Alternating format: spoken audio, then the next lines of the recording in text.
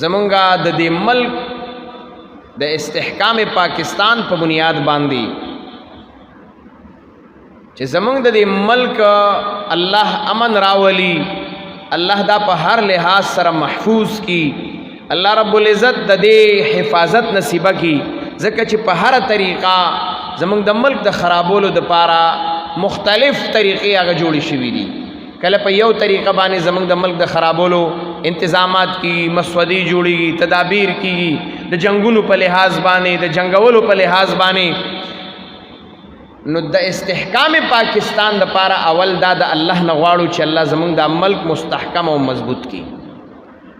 دویم دا چې د دې د پاره دام غواړو چې الله د دې امن راولي او دا د هر قسمه فساداتونه او د هر قسمه هغه حالاتونه چې زمونږ ملک په خرابېږي، الله دې زمونږ د ملک حفاظت وکړي، د تمام اسلامی ممالکو د الله حفاظت وکړي.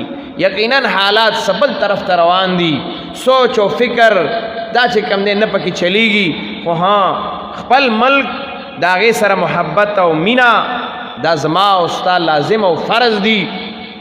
د هغې الله د ادارې مضبوطی کی، هغه هر قسمه ادارې د ملک د دفاع دپاره کار کوي، الله رب العزت دې ټولو لا مضبوطیا نصیبه کی او الله دې تمام اسلامی ممالک په خپل منځ کې شعر و شکر کی او الله دې یو بل سره محبتونه هغه پیدا کی او کافر ته دې الله ټول یو کی او د کافر منصوبې دې الله تباہ و بربادي کی.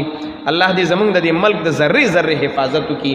به هر حال دعا وکړئ چې الله رب العزت زمونږ او ستاسو په حال باندې رحم وکړي، مشکلات او پریشانۍ زمونږ لرې کړي. الله رب العزت زمونږ صحیح تابعداري د الله او د الله د رسول نصیب وګرځي. الله رب العزت زمونږ صحیح د دین د پاره د قربانۍ ورکولو او دارنګي د هغې د حفاظت کولو او د قرآن او د سنت باندې د عمل کولو الله مونږ ته توفیق نصیبه کړي. الله زمونږ د ملک حفاظت نصیبه کړي.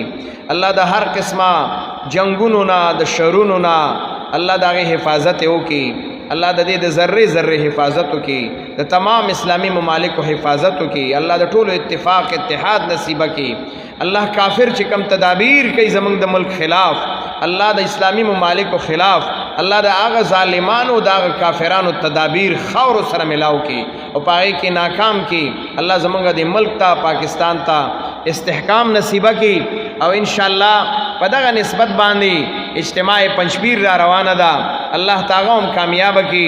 23 تاریخ نه انشاءالله هغه شروع کیږي. د دنیا د ګډ ګډ نه خلک ورته راځي. الله د تمام ملک او تمام عالم د پاره اصلاح ذریعہ وګرځي او الله رب العزت پاغي کې چې څومره خلق شرکت کوي، الله د دنیا او د آخرت خوشحالي نصیبه کی او الله حفاظت نصیبه کی او په ټول عالم د خیر اور د بهترین اثرات هغه مرتب کی. وصلی الله تعالی علیه